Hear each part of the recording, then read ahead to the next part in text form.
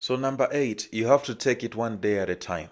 You have to understand that healing is a process. It's not something that happens overnight.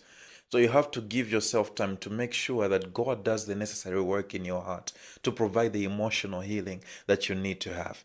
Okay? At the same time, you need to learn to partner with the Holy Spirit, because the more you exercise your spirit, the more your soul is restored as well. So what happens to some people is that they stop praying in such seasons.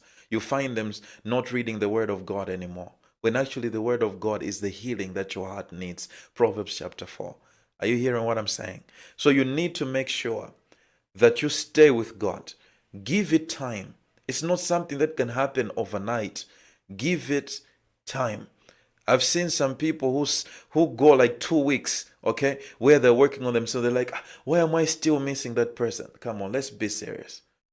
It's not something that is going to take 2 weeks. Give it time. Just partner with God. Keep on chasing your purpose.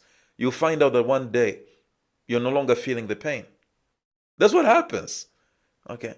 It's not like you'll say, today is the healing day. Come on.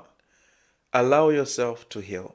Allow yourself to navigate this terrain with God being on your side.